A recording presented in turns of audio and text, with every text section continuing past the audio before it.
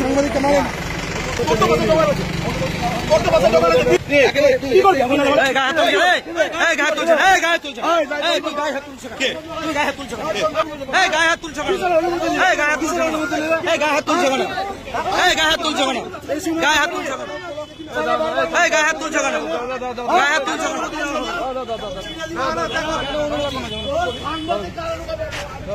রবিবার সাত সকালে মালদার চাঁচলে খবর সংগ্রহ করতে গিয়ে আক্রান্ত সংবাদকর্মী।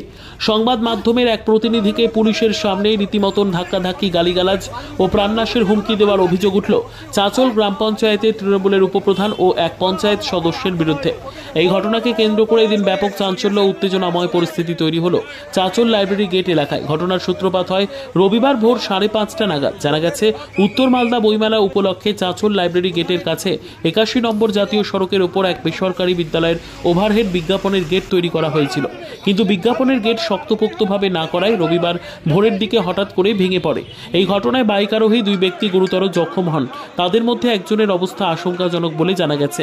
এই ঘটনার প্রতিবাদে তৃণমূলের স্থানীয় গ্রাম পঞ্চায়েতের সদস্য অমিতেশ পাণ্ডেকে ঘিরে উত্তেজিত জনতা বিক্ষোভ দেখাতে শুরু করেন।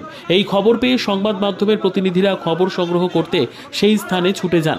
ওই সময় চাঁচল গ্রাম পঞ্চায়েতের তৃণমূলের উপপ্রধান মোক্তার হোসেন এবং গ্রাম পঞ্চায়েত সদস্য অমিতেশ পাণ্ডে সংবাদ মাধ্যমের এক প্রতিনিধিকে পুলিশের সামনে রীতিমতন ধাক্কাধাক্কি করে। তবে এখানেই শেষ নয়, তাকে গালিগালাজ করে প্রাণনাশের হুমকি দেয় বলে অভিযোগ। এই ঘটনাকে কেন্দ্র করে এলাকায় ব্যাপক উত্তেজনার তৈরি হয়, যদিও শেষমেশ চাঁচল থানার পুলিশ পরিস্থিতি নিয়ন্ত্রণে আনে।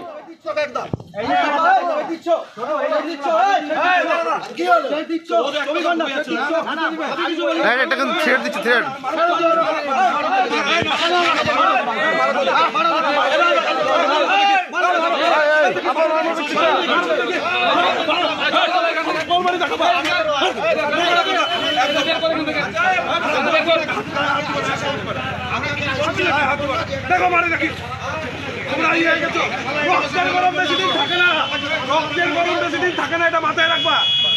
রক্তের গরম থাকে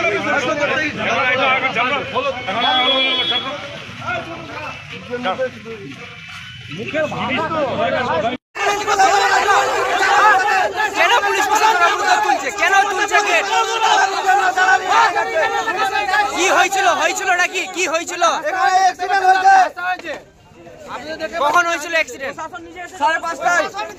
পুলিশ কখন এসছে? সমাধান না করে আমরা এখানে উঠাতে দেব না।